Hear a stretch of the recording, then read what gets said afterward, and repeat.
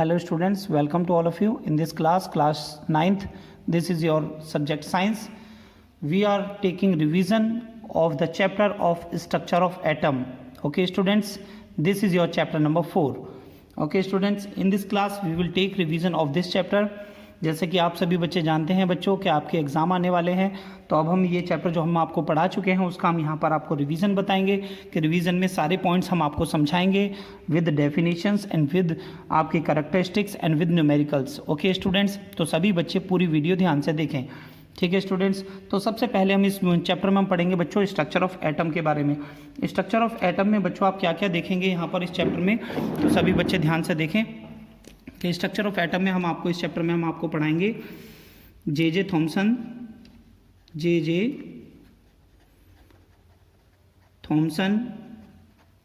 Model के बारे में हम आपको बताएंगे. जे थॉमसन मॉडल क्या है,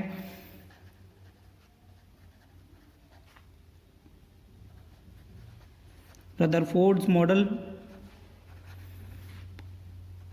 ऑफ एटम, इसके बारे में हम आपको बताएंगे. Okay students, Bohr model of atom, Bohr model of atom के बारे में आपको इस वीडियो में हम समझाएंगे बच्चों. ठीक है, एंड हम आपको समझाएंगे बच्चों इनके ड्रॉबैक्स के बारे में. जे थॉमसन का ड्रॉबैक क्या था, ड्रॉबैक्स के बारे में हम आपको समझाएंगे. रदरफोर्ड के ड्रॉबैक के बारे में आपको बताएंगे. ठीक है स्टूडेंट्स, एंड आफ्टर देन हम आपको समझाएंगे बच्चों atomic number,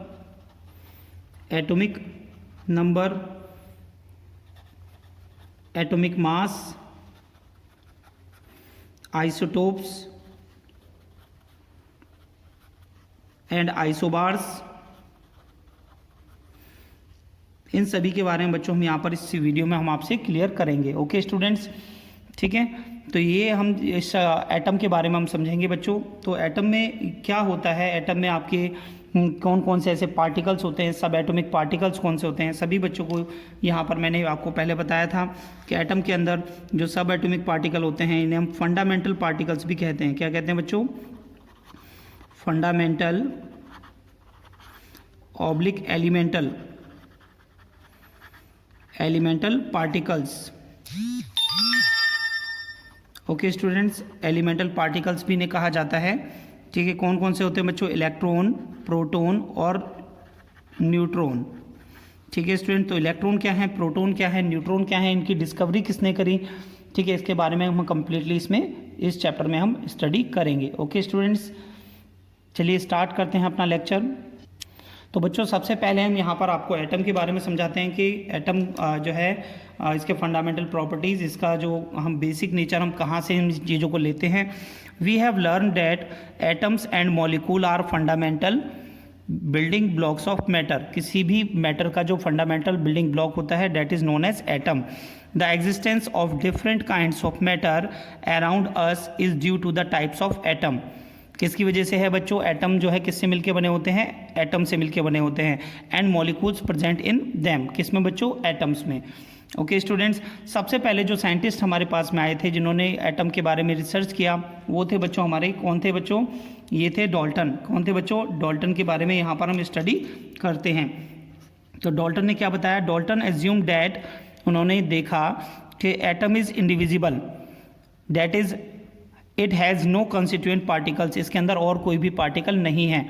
okay students, atom जो है सबसे ज़्यादा स्मॉलेस्ट पार्टिकल है, इसके बारे में इन्होंने बताया था. ओके स्टूडेंट्स, अब यहाँ पर देखिए, but A series of experimental evidences, काफ़ी सारे एक्सपेरिमेंटल किए गए. ठीक है, जो बताते हैं atom is not a smallest particle, के एटम एक स्मॉलेस्ट पार्टिकल नहीं है. Some other particles smaller than atom are also present which are called sub atomic particles. यानी एटम से भी छोटे कुछ पार्टिकल्स होते हैं जो उसमें पाए जाते हैं जिन्हें हम सब एटोमिक पार्टिकल्स कहते हैं. कौन कौन से हैं बच्चों, electrons, protons and neutrons. Okay students, अब हम यहाँ पर देखेंगे वन बाय वन सभी सब एटॉमिक पार्टिकल के बारे में हम यहाँ पर स्टडी करेंगे. तो बच्चों डिस्कवरी ऑफ इलेक्ट्रॉन किस तरीके से हुई, किसने की बच्चों ये, तो इसके बारे में यहाँ पर हम देखेंगे. डिस्कवरी ऑफ इलेक्ट्रॉन, तो बच्चों इसे हम बोलते हैं study of cathode rays. Discovery of electron यानी इलेक्ट्रॉन को जो हम कैथोड रेज भी कहते हैं. ठीक है। तो यहाँ पर एक आपको सेटअप दिखाया गया है बच्चों, जिसमें आपका जो है एक क्या लिया गया है, एक गैस चैम्बर लिया गया है। आपके सामने एक गैस चैम्बर मैंने आपको दिखाया है। ये वैक्यूम गैस ट्यूब होती है जिसमें कैथोड और एनोड दो तरह की जो है इलेक्ट्रोड लगी हुई हैं, और इस जो चैम्बर के अंदर जो गैस का जो प्रेशर है वो काफ़ी लो रखा जाता है, एंड इन इलेक्ट्रोड्स को सर्किट से कनेक्ट किया जाता है with the high DC voltage. Okay students, तो यहाँ पर चलिए इससे स्टडी करते हैं। At the end of 19th century several scientist like William Crookes, Plucker, J Thomson try to pass electricity through the gases. सबसे पहले इन्होंने गैसेस से इलेक्ट्रिसिटी पास करने के लिए एक्सपेरिमेंट किए। They found that electricity can be pass through the gases only when a high voltage is applied on them at very low pressure. उन्होंने देखा कि इलेक्ट्रिसिटी केवल जब भी पास की जा सकती है कि जब गैसेस को क्या नाम है वेरी हाई वोल्टेज पर अप्लाइड करने पर एंड लो प्रेशर को रखने पर गैसेस में, ठीक है, हम रखते हैं तो वहाँ पर इलेक्ट्रिसिटी पास होती है। ओके स्टूडेंट्स, नेक्स्ट जब उन्होंने देखा बेटा दीज एक्सपेरिमेंट, जो ये एक्सपेरिमेंट हम यहाँ पर देख रहे हैं, these experiment involving the passage of electricity, the passage of electricity यानी इलेक्ट्रिसिटी उनमें से पास हो रही थी through the gases eight very low pressure were called discharge tube experiment. In experiment को डिस्चार्ज ट्यूब एक्सपेरिमेंट कहा गया। ओके स्टूडेंट्स, तो ये सभी बच्चे ध्यान रखेंगे, जो कैथोड रे का जो एक्सपेरिमेंट किया गया था यानी इलेक्ट्रॉन की जो डिस्कवरी की गई थी वो डिस्चार्ज ट्यूब एक्सपेरिमेंट से की गई थी। Okay students, these experiments show the emission of certain invisible rays that are called as cathode rays। वहाँ पर कुछ हमें emission दिखाई दिया था, ठीक है, रेज का, जिन्हें हमने कैथोड रेज कहा था। ओके स्टूडेंट्स, तो यहाँ पर हम पढ़ेंगे बच्चों कैथोड रेज की प्रॉपर्टीज़ के बारे में। ठीक है, नंबर फर्स्ट प्रॉपर्टी है आपकी cathode rays emerge from the cathode and move toward the anode. जो कैथोड रेज हैं वो इमर्ज होती हैं कहाँ से बच्चों, कैथोड से इमर्ज होती हैं एंड मूव करती हैं टुवर्ड द एनोड की तरफ वो मूव करती हैं। नंबर सेकंड प्रॉपर्टी है बच्चों आपकी cathode ray travel in straight line. Cathode rays carry negative charge.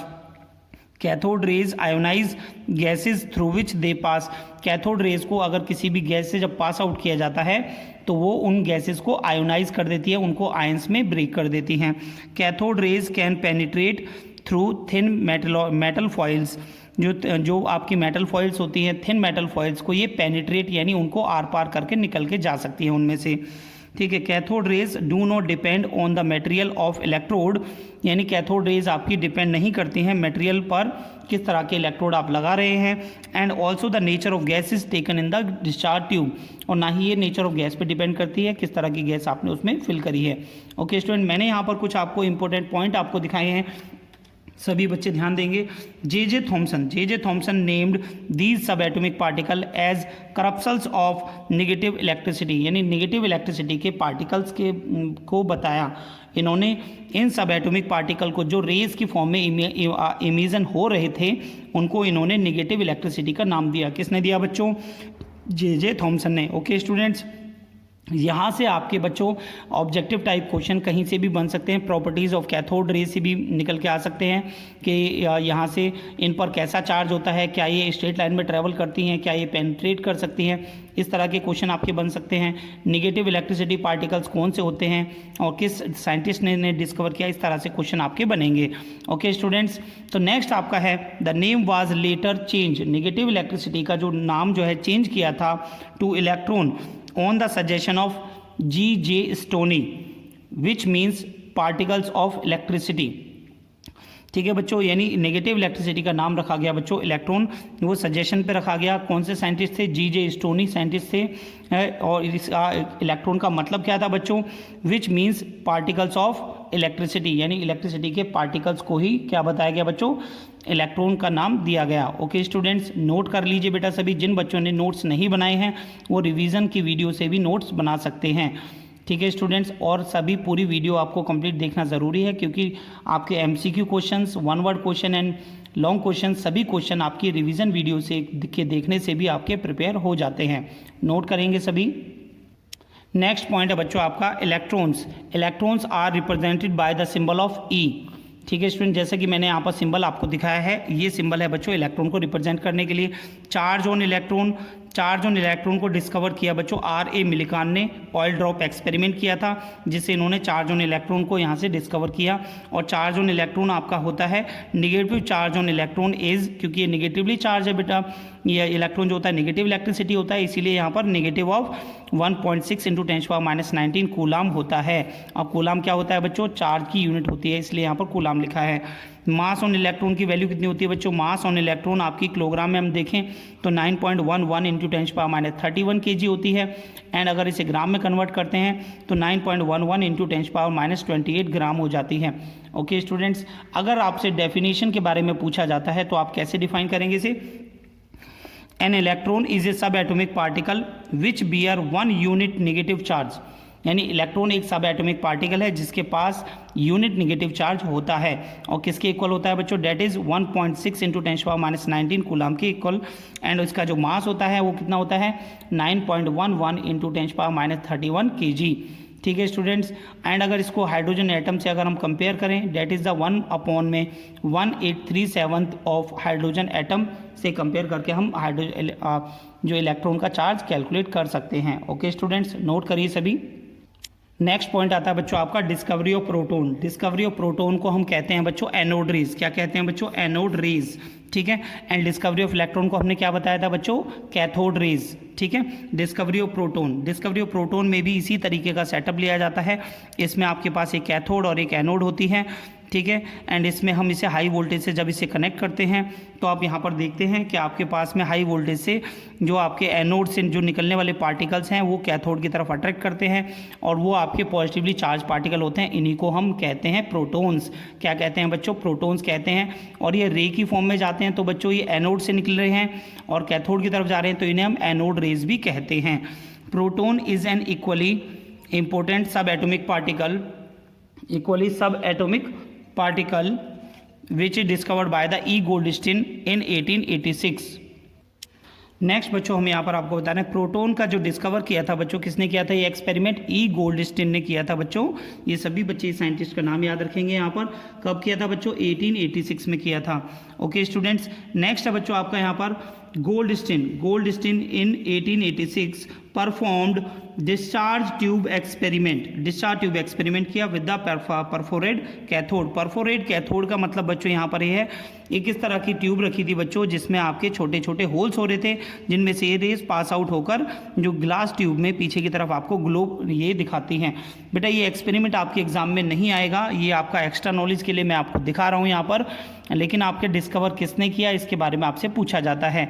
Okay students, on passing high electric discharge tube the gas at low pressure it was observe that some rays were coming from the side of anode.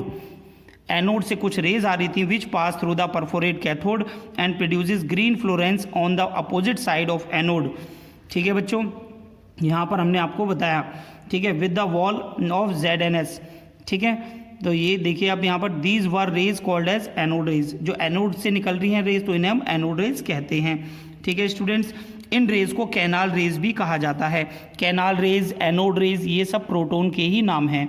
ठीक है students, these were also called as positive rays as they are found to carry positive charge. इनको positive rays भी कहा गया क्योंकि इनके पास कैसा charge था बच्चों, पॉजिटिव चार्ज था। सभी बच्चे नोट कर लीजिए बेटा। यहाँ पर बच्चों मैंने आपको कुछ प्रॉपर्टीज़ ऑफ एनोड रेज दिखाई हैं। प्रॉपर्टीज़ ऑफ एनोड रेज में क्या होता है, they travel in straight line, they are made up of material particles, these particles are positively charge gaseous ions होते हैं।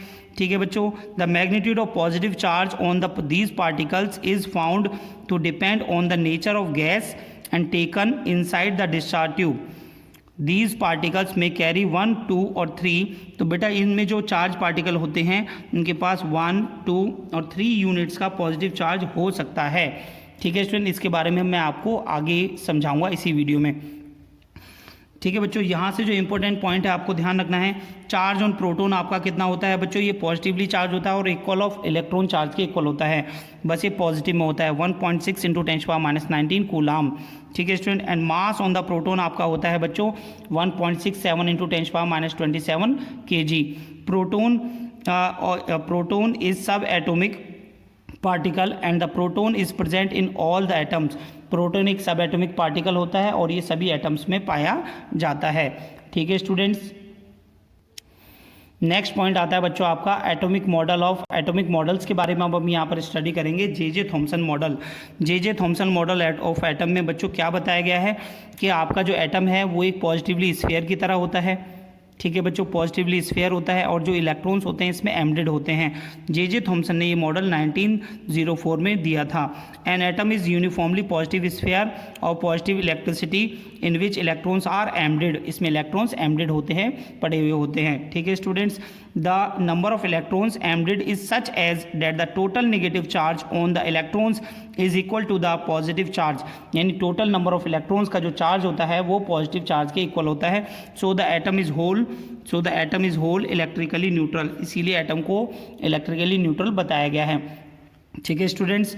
जे थॉमसन ने इस मॉडल को समटाइम्स प्लम पुडिंग मॉडल के नाम से भी इन्होंने दिया और इसे समटाइम्स वाटरमेलन मॉडल के नाम से भी दिया गया, ठीक है बच्चों। वाटरमेलन मॉडल के नाम से क्यों दिया गया बच्चों यहाँ पर?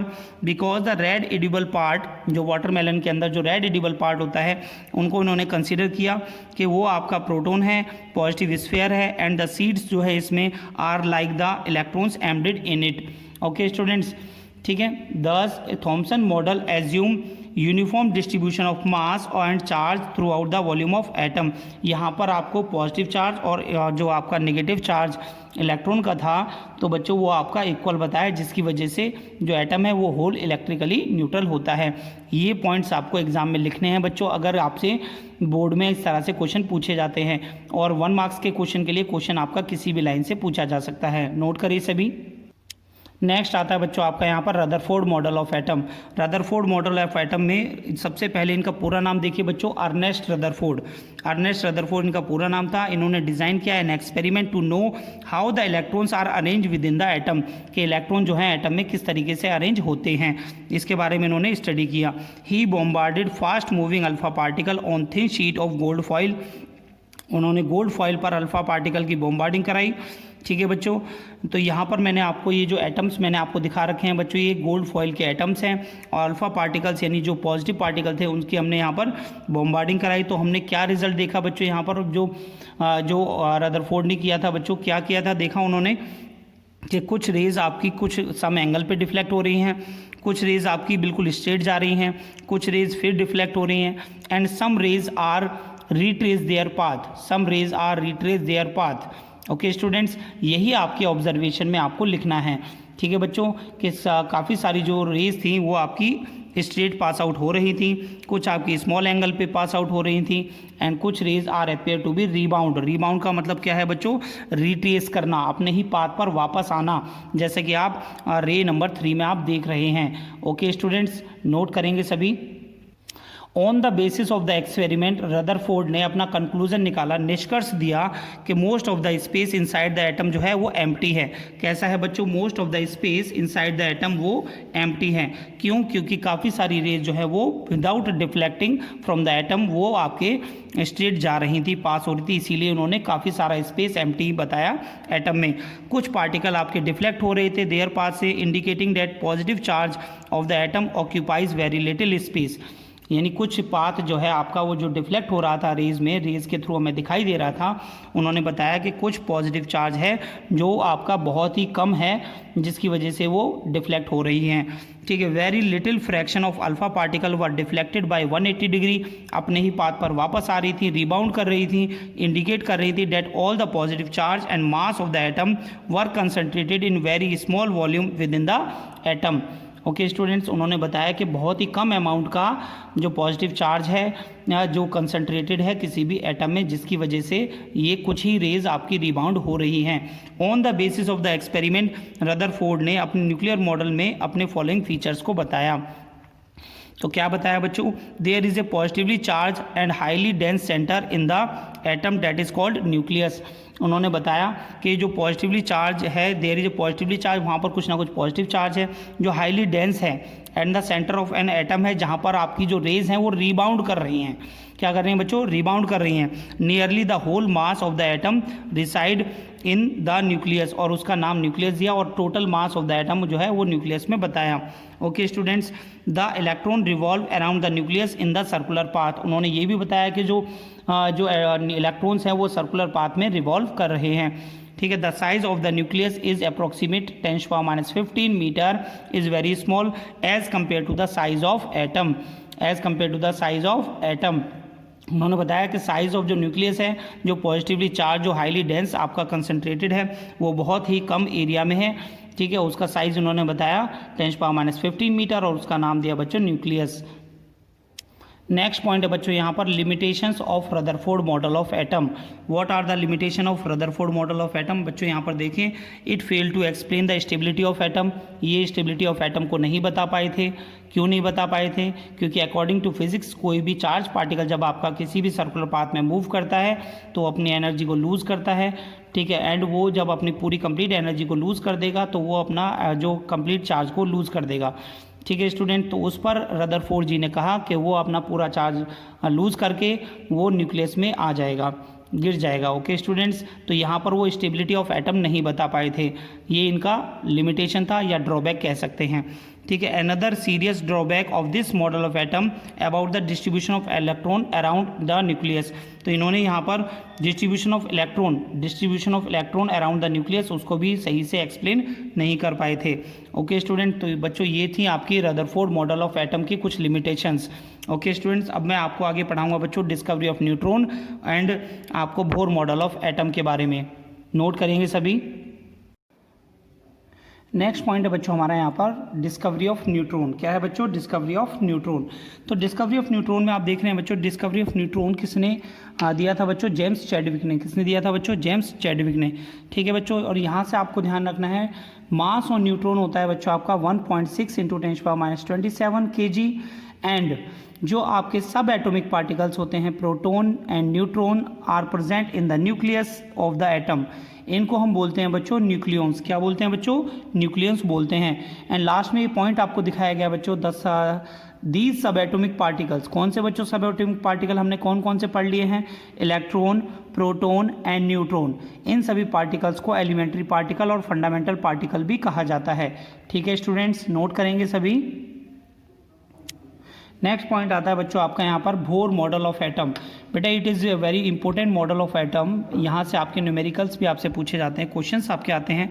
बोर मॉडल ऑफ एटम दिया था बच्चों नील्स बोर ने। किसने दिया था बच्चों? नील्स बोर ने इन 1913। देखिए बच्चों, अब हम यहाँ पर हम पढ़ेंगे बच्चों postulates of Bohr model theory के क्या क्या पोस्टुलेट्स हैं, ठीक है स्टूडेंट्स। तो सबसे पहले बच्चों मैंने आपको बताया electrons revolve around the nucleus in circular orbit. और जो आपके पॉसिबल सर्कुलर ऑर्बिट होते हैं इसमें आपके जो इलेक्ट्रॉन्स हैं वो अलाउ किए जाते हैं, केवल सर्टेन परमिसिबल ऑर्बिट्स में आपके ये अलाउ किए जाते हैं। किस तरीके से ये होते हैं बच्चों? ये मैंने आपको पिछली वीडियोस में भी सिखाया था। यहाँ पर आपकी जो शेल्स होती हैं इनको हम बोलते हैं KLMN, ठीक है बच्चों। ये KLMN कहाँ से आता है बच्चों? इलेक्ट्रॉनिक कन्फिगरेशन आपको दिखाया था बच्चों हमने 2n² के बारे में, ठीक है। यहाँ पर K shell, L shell, M shell और N शेल के बारे में हमने इसमें आपको बताया था, ठीक है स्टूडेंट। तो हम कैसे निकालते हैं? n = 1 पुट करते हैं तो K शेल में आपके 2 आ जाते हैं, L शेल में आपके n = 2 पुट करते हो तो 8 आ जाते हैं इलेक्ट्रॉन्स बच्चों। N शेल में आपका 3 पुट करते हैं तो आपके 18 इलेक्ट्रॉन होते हैं। N शेल में जब आप 4 पुट करते हैं तो बच्चों आपके यहाँ से 32 एलिमेंट्स आते हैं इस फॉर्मूले से, ओके स्टूडेंट्स। तो आप ये देख रहे हैं बच्चों यहाँ से ये क्वेश्चन भी आपका एग्जाम में आता है, how many number of electrons are present in L shell. तो बच्चों L शेल में आपका कितना आ जाएगा? n = 2, तो सेकंड शेल होती है आपका हो जाएगा 8, ओके स्टूडेंट। नोट करेंगे सभी। नेक्स्ट पॉइंट में बच्चों हमने आपको बताया है as long as electron revolve in allowed energy level और shell it does not radiate energy, that is energy of an electron remains constant in particular orbit. ये पॉइंट बच्चों आपका मोस्ट इंपॉर्टेंट है, आप सभी बच्चे ध्यान रखेंगे। कोई भी इलेक्ट्रॉन आपका जो है अगर वो परमिसिबल सेल में है तो वो रेडिएट एनर्जी नहीं करता है अगर वो अपना कांस्टेंट पर्टिकुलर ऑर्बिट में होता है, ठीक है स्टूडेंट्स। लेकिन जब आपका कोई भी इलेक्ट्रॉन आपका हायर ऑर्बिट से लोअर ऑर्बिट में आता है या लोअर ऑर्बिट से हायर ऑर्बिट में जाता है तो वहाँ पर आपका एनर्जी का रेडिएशन होता है, ठीक है स्टूडेंट्स। जैसे कि आप देख रहे हैं हायर एनर्जी से लोअर एनर्जी में जाते हैं, लोअर एनर्जी लेवल में जाएंगे तो एनर्जी रिलीज होती है, एंड अगर लोअर एनर्जी लेवल से हायर एनर्जी में जाते हैं तो आपका एनर्जी एब्जॉर्ब होती है, ओके स्टूडेंट्स। तो ये आपके पोस्टुलेट से बोर मॉडल ऑफ एटम के, ओके स्टूडेंट। तो आप यहाँ से वीडियोस को पॉज करके भी अपने नोट्स बना सकते हैं, नोट करिए सभी। नेक्स्ट पॉइंट आता है बच्चों आपका एटॉमिक नंबर। क्या आता है बच्चों? Atomic number. एटॉमिक नंबर क्या होता है बच्चों? जो एटॉमिक नंबर आपका किसी भी एलिमेंट को आइडेंटिफाई करता है किस नंबर पे वो पीरियोडिक टेबल में रखा हुआ है। ठीक है, इसकी डेफिनेशन को हम कैसे बताएंगे बच्चों? यहाँ पर the number of unit positive charge carried by the nucleus, how much unit positive charge carried by the nucleus, that is known as the atomic number of the element. इसको हम किससे डिनोट करते हैं? Z से denote करते हैं। Okay students, and यहाँ पर आपको ध्यान देना है बच्चों, Z is equal to number of electron in an atom होता है, number of proton in an nucleus होता है, and number of unit positive charge of the nucleus होता है। न्यूक्लियस के ऊपर जितना पॉजिटिव चार्ज होता है that is equal to atomic number होता है। ओके स्टूडेंट्स, एंड लास्ट में बच्चों मैंने आपको एक मेन पॉइंट मैंने आपको दिखा रखा है, इसे आप ध्यान से देखेंगे। On the basis of the studies of Moseley concluded that atomic number is a fundamental property of the atom, no two element have the same atomic number, यानी आपके सभी एलिमेंट्स के डिफरेंट एटॉमिक नंबर पाए जाते हैं, ये मोजले ने अपनी स्टडी में बताया था। ओके स्टूडेंट्स, नोट करेंगे सभी। नेक्स्ट आता है बच्चों आपका मास नंबर। क्या होता है मास नंबर? क्या है बच्चों? Mass of an atom is considered in its nucleus, nucleus has protons and neutrons. तो मास न्यूक्लियस के अंदर क्या होता है बच्चों? न्यूट्रॉन और प्रोटॉन होते हैं, उन सब का जो मास होता है दोनों को ऐड करके हम निकालते हैं मास नंबर। जैसे कि बच्चों मैंने आपको एग्जांपल दिया है यहाँ पर, एक्स आपका एलिमेंट है, ए आपका मास नंबर है, Z आपका एटॉमिक नंबर है। यहाँ से आपसे किस तरीके के क्वेश्चन पूछे जाएंगे, ये मैंने क्वेश्चन आपको पहले भी कराए थे बच्चों, यहाँ पर आप देख सकते हैं। एक एग्जांपल है और मैं अगर आपको यहाँ पर देकर समझा रहा हूँ बेटा, आप देख सकते हैं कि आपके पास में मान लेते हैं कोई एलिमेंट है आपका X। ठीक है स्टूडेंट्स, तो आपका इसमें जो है आपको प्रोटॉन, नंबर ऑफ प्रोटॉन आपको दे रखे हैं, प्रोटॉन आपको दे रखे हैं बच्चों 11, एंड मास नंबर आपको दे रखा है 23। तो आपको इसमें न्यूट्रॉन आपको निकालने हैं एंड इसमें इलेक्ट्रॉन आपको बताने हैं और इस एलिमेंट का नाम बताना है। तो बच्चों आपको पता है प्रोटॉन जितने होते हैं उतना ही एटॉमिक नंबर होता है। तो X एलिमेंट का नाम क्या हो जाएगा बच्चों? सोडियम। क्या हो जाएगा बच्चों? सोडियम। तो ये सोडियम तो हमारा एलिमेंट हो जाएगा। ठीक है, एंड हमारा न्यूट्रॉन निकालना है, जितने प्रोटॉन होते हैं उतने ही इलेक्ट्रॉन होते हैं, तो इलेक्ट्रॉन भी आपके कितने आ जाएंगे बच्चों? 11। ठीक है, और जब आप यहाँ से न्यूट्रॉन निकालने के लिए जाएंगे तो आपका atomic number is equal to atomic mass number is equal to atomic number plus neutron. तो यहाँ से आप न्यूट्रॉन निकालेंगे तो आपका कितना आ जाएगा? मास नंबर माइनस Z यानी एटॉमिक नंबर। तो आप यहाँ से देख रहे हैं बच्चों कितना आ जाएगा? 23 माइनस आपका हो जाता है 11, यानी 12 आपके जो है नंबर ऑफ न्यूट्रॉन आपके आ जाते हैं। Clear students? तो इस तरह के क्वेश्चन ऑब्जेक्टिव क्वेश्चन में 1 और 2 क्वेश्चन आपको देखने को मिलेंगे। तो सभी स्टूडेंट्स इस तरह के क्वेश्चंस की प्रैक्टिस करें, नोट कर सकते हैं बेटा बाकी सभी स्टूडेंट्स से जिन बच्चों ने नोट्स नहीं बनाए हैं। नेक्स्ट इंपॉर्टेंट पॉइंट आता है बच्चों आपका वैलेंसी। वैलेंसी क्या है? ठीक है, वैलेंसी क्या होती है बच्चों? जैसे मैंने आपको इलेक्ट्रॉनिक कन्फिगरेशन के बारे में आपको बताया था बच्चों, आउटरमोस्ट ऑर्बिट में जितने हमारे इलेक्ट्रॉन्स होते हैं, ठीक है, उन इलेक्ट्रॉन्स को नोबल गैस कन्फिगरेशन तक हमें पहुंचाने के लिए जो भी हमारे नंबर ऑफ जो इलेक्ट्रॉन होते हैं रिक्वायर्ड होते हैं, वो हमारी होती है बच्चों वैलेंसी। क्या होती है बच्चों? वैलेंसी। तो वैलेंसी को आप डिफाइन कैसे कर सकते हैं यहाँ से? It is defined as the number of valence electron of an atom और element which actually take part in the chemical combination, यानी एक एलिमेंट दूसरे एलिमेंट के साथ केमिकल कॉम्बिनेशन में कितने इलेक्ट्रॉन्स का साझेदारी करता है या बॉन्ड फॉर्मेशन करता है दूसरे एलिमेंट के साथ, तो उसे हम वैलेंसी कहते हैं। ओके स्टूडेंट्स, तो यहाँ पर आपको वैलेंसी मैंने आपको दिखाया एग्जांपल देकर। सोडियम का इलेक्ट्रॉनिक कन्फिगरेशन करेंगे बच्चों 11 होता है, इसका मास नंबर एटॉमिक नंबर कितना होता है? 11। इलेक्ट्रॉनिक कन्फिगरेशन कितना हो जाएगा? 281। ठीक है स्टूडेंट्स, तो इसे थर्ड क्लास को फिल करने के लिए इसे 8 इलेक्ट्रॉन चाहिए। ठीक है, तो 7 इलेक्ट्रॉन और इसे दूसरे एलिमेंट से लेने होंगे। ठीक है, या फिर 1 इलेक्ट्रॉन ये लूज़ करके ये अपनी इलेक्ट्रॉनिक कन्फिगरेशन को कंप्लीट कर सकता है, नोबल गैस कन्फिगरेशन को अटेन कर सकता है। ठीक है स्टूडेंट, तो ये एक इलेक्ट्रॉन को ये आउटरमोस्ट सेल में होता है, इसीलिए इसकी वैलेंसी कितनी है बच्चों? 1। ठीक है, तो ये एक इलेक्ट्रॉन को लूज़ करके अपनी नोबल गैस कन्फिगरेशन बना लेता है, और जो एलिमेंट इलेक्ट्रॉन लूज़ करते हैं उन पर पॉजिटिव चार्ज आता है, और जो एलिमेंट आपके इलेक्ट्रॉन गेन करते हैं उन पर नेगेटिव चार्ज आता है। ठीक है, सभी बच्चे ध्यान रखेंगे ये पॉइंट। ठीक है स्टूडेंट्स, यहाँ से बच्चों एक क्वेश्चन और आता है आपका, ऑक्टेट रूल क्या है? ऑक्टेट रूल के बारे में आपसे पूछा गया है। तो बेटा ऑक्टेट रूल मैंने यहाँ पर दिखाया है, every system in nature try to have state of maximum stability, यानी कोई भी एलिमेंट जो है वो मैक्सिमम स्टेबिलिटी में होना चाहता है, उसके लिए वो क्या करता है बच्चों, अपने इलेक्ट्रॉन को लूज करता है या गेन करता है to achieve stability. Okay students, तो उसी स्टेबिलिटी को अचीव करने के लिए जितने इलेक्ट्रॉन की ज़रूरत हमें होती है तो वो हमारे होते हैं वैलेंस इलेक्ट्रॉन, और इसी को अचीव करना आपका जो है नोबल गैस कन्फिग्रेशन या स्टेबल कन्फिग्रेशन कहलाता है, और ये रूल आपका ऑक्टेट रूल कहलाता है। ओके स्टूडेंट्स, नोट कर लीजिए बेटा सभी। नेक्स्ट पॉइंट आता है बच्चों आपका यहाँ पर टाइप्स ऑफ वैलेंसी। देखिए बच्चों, आपके टाइप्स ऑफ वैलेंसी 2 टाइप्स की होती है। एक होता है बच्चों आपका कोवैलेंसी, नेक्स्ट आता है बच्चों आपका इलेक्ट्रोवैलेंसी। ठीक है, जब कभी कोई भी एलिमेंट आपका by the loss of gain और इलेक्ट्रॉन, या तो लॉस ऑफ इलेक्ट्रॉन करे या गेन ऑफ इलेक्ट्रॉन करे बिटवीन द कंबाइनिंग एटम्स, जो भी एटम्स आपके कंबाइन किए जा रहे हैं, ठीक है, तो वहाँ पर आपकी इलेक्ट्रोवैलेंसी होती है। बेटा ये पॉइंट आप ध्यान रखिए, लॉस और गेन ऑफ इलेक्ट्रॉन, लॉस और गेन ऑफ इलेक्ट्रॉन, ठीक है, या तो इलेक्ट्रॉन को लूज करना या गेन करना, यहाँ पर आपकी होती है इलेक्ट्रोवैलेंसी।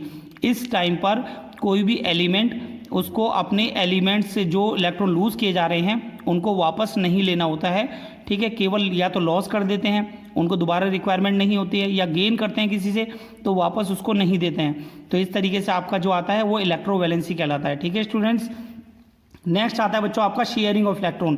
क्या आता है बच्चों? शेयरिंग ऑफ इलेक्ट्रॉन, यानी इलेक्ट्रॉन को शेयर करना, यानी ज़रूरत पड़ने पर इलेक्ट्रॉन्स को लेना और ज़रूरत पड़ने पर दूसरे एलिमेंट को इलेक्ट्रॉन देना। ठीक है बच्चों, तो इसे बोलते हैं शेयरिंग करना, एक दूसरे को कॉपरेट करना। तो बेटा इस तरह की वैलेंसी को बोलते हैं कोवैलेंसी। तो बेटा ये वैलेंसी आपको कहाँ कहाँ देखने को मिलती है? देखिए बेटा, मैंने 2 एग्जाम्पल आपको दिखाए हैं।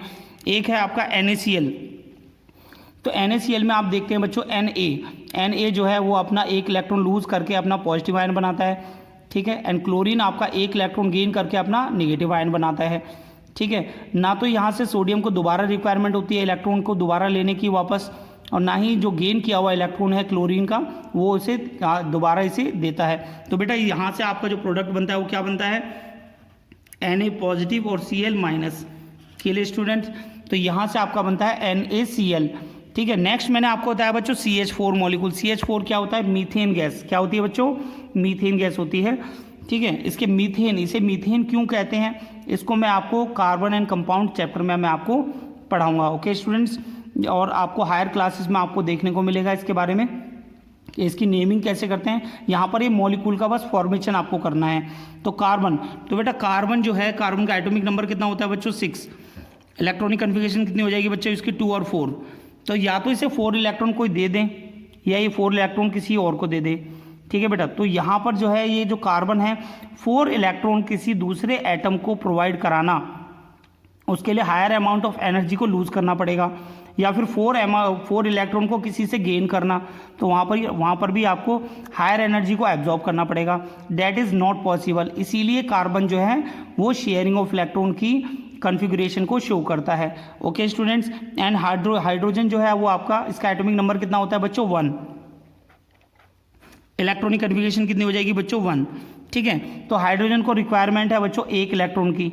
ठीक है, इससे आपकी 1 इलेक्ट्रॉन को लेने के बाद इसकी जो क्लास है वो इसकी फिल हो जाएगी और ये स्टेबल कॉन्फ़िगरेशन में आ जाएगा।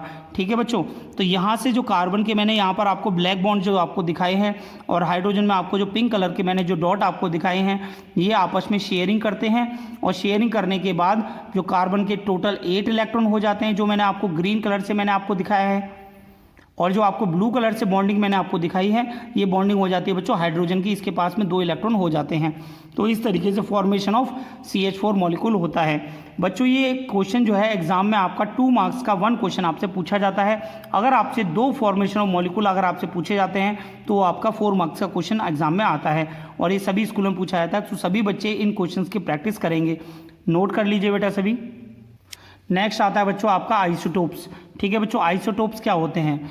आइसोटोप्स में बेटा आपको एक बात ध्यान रखनी है, जहां पर आपके same element, same atomic number के एलिमेंट होते हैं। क्या होते हैं बच्चों? सेम एटॉमिक नंबर के एलिमेंट पाए जाते हैं, बट उनमें डिफरेंट मास नंबर होता है। क्या होता है बच्चों? डिफरेंट मास नंबर, उन्हें हम कहते हैं बच्चों आइसोटोप्स। क्या कहते हैं? आइसोटोप्स। ठीक है स्टूडेंट्स, यहाँ पर मैंने कुछ आपको एप्लीकेशंस ऑफ आइसोटोप दिखाई हैं बच्चों, जैसे यूरेनियम 235 को एज ए फ्यूल इस्तेमाल किया जाता है। ठीक है, कोबाल्ट कोबाल्ट 60 को हम ट्रीटमेंट ऑफ कैंसर में इस्तेमाल करते हैं। कार्बन 14 ये age of specimen of wood and specimen of wood bones को ऑफ लिविंग ऑर्गेनिज्म के आइडेंटिफाई करने के लिए कार्बन 14 आइसोटोप को यूज़ किया जाता है। P32 आइसोटोप जो होता है बच्चों, ये आपका फील्ड एग्रीकल्चर फील्ड में इसका यूज़ किया जाता है। एंड लास्ट में बच्चों मैंने आपको दिखाया आयोडीन 131, ये जो आइसोटोप होता है it is used in the treatment of goitre. ठीक है, जो गोइटर बीमारी हो जाती है जिसमें आपका जो किसी भी पर्सन को अगर गोइटर बीमारी होती है तो उसका जो गला है वो बाहर की तरफ जो है फूलने लगता है, क्योंकि थायराइड ग्लैंड जो है इसमें फूल जाती है। ठीक है, जिसे हम घेंगा रोग भी कहते हैं। तो इसके ट्रीटमेंट के लिए हम आयोडीन 131 आइसोटोप को यूज़ करते हैं। तो ये आपके आइसोटोप जो है एप्लीकेशन ऑफ आइसोटोप एग्जाम में आपसे 2 से 3 मार्क्स का पूछा जाता है। सभी बच्चे अच्छे से नोट कर लीजिए। नेक्स्ट पॉइंट आता है बच्चों आपका आइसोबार्स। आइसोबार क्या होते हैं बच्चों? सबसे पहले तो बच्चों आप सभी बच्चे ध्यान रखेंगे, आइसोबार जो है वो डिफरेंट एलिमेंट में होता है। किस में होता है बच्चों? डिफरेंट एलिमेंट में। आइसोटोप किस में था? सेम एलिमेंट में। ठीक है, आइसोबार डिफरेंट एलिमेंट में होता है। यहाँ पर आपको सेम मास नंबर दिखाई देते हैं बट डिफरेंट एटॉमिक नंबर दिखाई देते हैं। ठीक है स्टूडेंट्स, तो इन्हें हम बोलते हैं बच्चों isobars. The atoms of different element which have same mass number but different atomic number are called isobars। मैंने एग्जांपल आपको दिखाए हैं बच्चों आर्गन और कैल्शियम के बारे में। आर्गन का एटॉमिक नंबर है 18 एंड मास नंबर है इसका 40। कैल्शियम का एटॉमिक नंबर है 20 एंड मास नंबर है 40। तो आप देख रहे हैं बच्चों यहाँ पर एटॉमिक नंबर आपका डिफरेंट है एंड मास नंबर इसमें सेम है। इन्हें हम कहते हैं बच्चों आइसोबार्स। आइसोबार बिलोंग करते हैं डिफरेंट एलिमेंट से। ठीक है, इसीलिए इनकी जो फिजिकल प्रॉपर्टी होती है एंड केमिकल प्रॉपर्टी होती है वो डिफरेंट होती हैं, क्योंकि जो आपकी फिजिकल एंड केमिकल प्रॉपर्टीज़ होती हैं बच्चों वो किसी भी एलिमेंट की उसके एटॉमिक नंबर से आइडेंटिफाई कराई जाती हैं, क्योंकि एटॉमिक नंबर से ही कंबाइनिंग कैपेसिटी ऑफ एटम आपको बताया जाता है।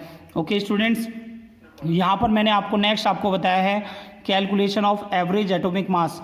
Calculation of average atomic mass किस तरह से हम सॉल्व करते हैं। ठीक है बच्चों, यहाँ पर आप देख सकते हैं कि एवरेज एटॉमिक मास के लिए मास ऑफ आइसोटोप फर्स्ट, ठीक है, and it's percentage mass of isotope second and it's percentage divide by 100। अगर आपको मास नंबर और परसेंटेज गिवन है तो इस फॉर्मूले को लगाएंगे। अगर आपको नेचुरल एबंडेंस गिवन है तो उस टाइम पर आप isotope mass of first and to its abundance and plus isotope of mass of second and its abundance divide by 100। इस फॉर्मूले को लगाकर हम इन क्वेश्चंस को सॉल्व करते हैं। ओके स्टूडेंट, नोट करिए सभी। देखो बेटा, मैंने यहाँ पर आपको एक क्वेश्चन मैंने आपको दिखाया है, calculate the average atomic mass of bromine आपको दिखाया है बच्चों मैंने। इसमें आपको आइसोटोप मास नंबर आपको गिवन है 79 एंड 81। नेचुरल अबंडेंस की परसेंटेज गिवन है 49.7 एंड 50.3 रिस्पेक्टिवली। इसमें आपको जो चीज़ें आपको गिवन है mass of isotopes into abundance of first, mass of isotope second into abundance of second, इसको आप पुट करेंगे डिवाइड बाय 100 करके आप इस क्वेश्चन को निकाल सकते हैं। बच्चों ये क्वेश्चन आपका एग्जाम में 3 मार्क्स का आपसे पूछा जाता है और यहाँ पर आपका ये बच्चों चैप्टर कंप्लीट हो जाता है। नेक्स्ट वीडियो में मैं आपको नेक्स्ट चैप्टर के रिवीजन के बारे में मैं आपको कराऊंगा। सभी स्टूडेंट्स एनसीईआरटी के सारे क्वेश्चंस की प्रैक्टिस करें और जो मैंने नोट्स आपको बनाए हैं उनको नोट्स को अच्छे से 1 बाय 1 लाइन से आप उन्हें रिवाइज करें, ताकि आप जो आने वाला जो टेस्ट है आपका MCQ टेस्ट उसको आप अच्छे से फाइट कर सकें। Okay student, thank you.